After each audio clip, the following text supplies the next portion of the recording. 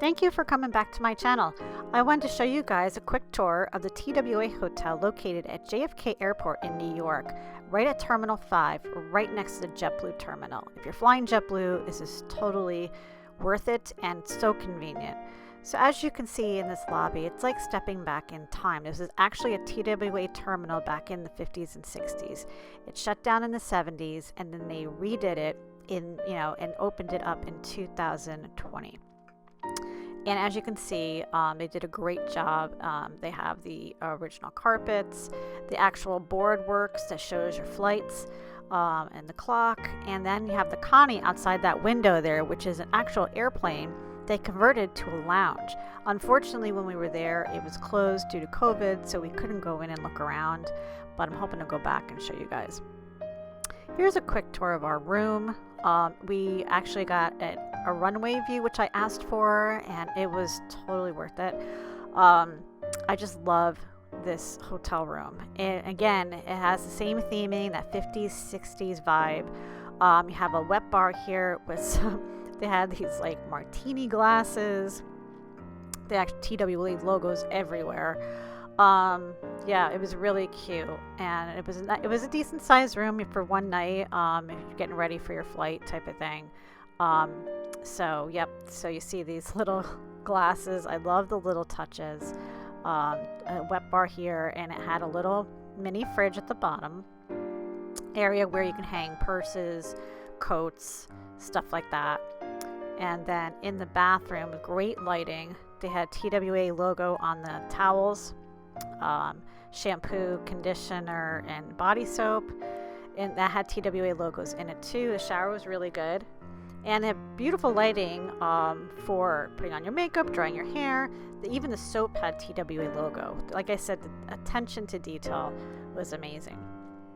Had a big working area here if you needed to do some work or anything like that. It had a sheet there with all their COVID cleaning that they did, and they had actually a rotary phone that actually worked too.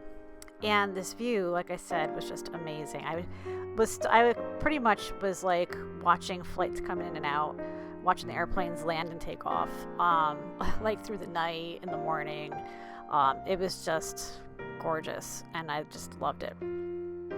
And the TV was huge, and it was on a tilted, I don't know if I'm going to show it, the tilted, so you can bring it out from the wall and put it kind of facing you. They did have plenty of lights and plugs and USB plugs. They even had a platform that had, you can place your phone on to charge. It had some storage areas for some drawers and stuff like that. And then, it was a great little room. We loved it. And it was about $159 for the night. It wasn't really that bad at all. And I would definitely recommend this room. So once you got off the elevator and you went down this, what's called a tube, it's a hallway that goes right into the lobby. There are two tubes. There's one to the rooms, and there's one to the JFK terminal. So you never have to go outside to get to the airport, which is so convenient because it was snowing and really cold when we were there. But this was just amazing that they had this convenience. So we walk out here, and they have all this memorabilia and stuff you can look at and read. They had seating lounge areas up top. There's also a sit-down restaurant up there, but that was closed due to COVID as well. There's a bar over to the right that opens up at 4, I think. It has beer and wine and different drinks. There is a quick service around the corner as well. So right now I'm walking to the other tube to show you how to get to the JFK terminal. And each tube has or each wing, I guess they would call it, has a different name.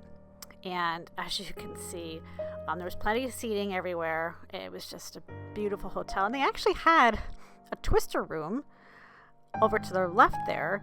I did take a couple of pictures of it. It was really cute. I don't know. The kids probably would love something like that. Upstairs, they have more seating areas here. A beautiful fountain. It's very quiet and tranquil up there, as long as it's not too crowded. But when we were there, it wasn't crowded at all. You have view of more rooms over on the back side there. And again, you have the red carpet running throughout. And then over at the other side, they have all these uniforms from pilots to flight attendants in the different eras and years that TWA was flying. So these are all original uniforms, and there's little descriptions of the era that they're in, and what they were called.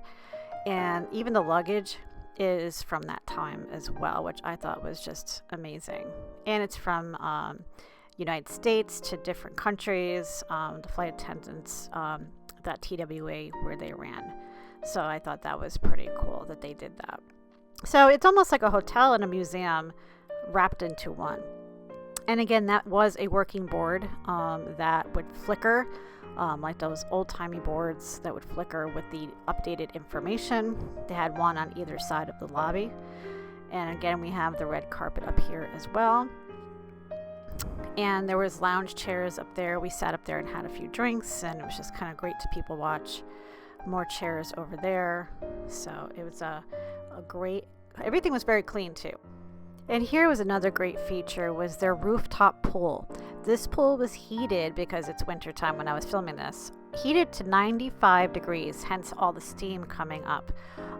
It was kind of like a zero entry pool, and then it had that infinity edge that just kind of went over. There was nobody up there, obviously, because it was freezing out, but look at the gorgeous, gorgeous view we have of the runway once again. So I'm sure in the summertime, this is probably a very popular spot. They do have like a pool bar inside that building right there. I'm sure people could sit out here, have drinks, maybe snacks and stuff like that. I definitely want to come back here once it gets warmer and check everything out. It was just absolutely beautiful.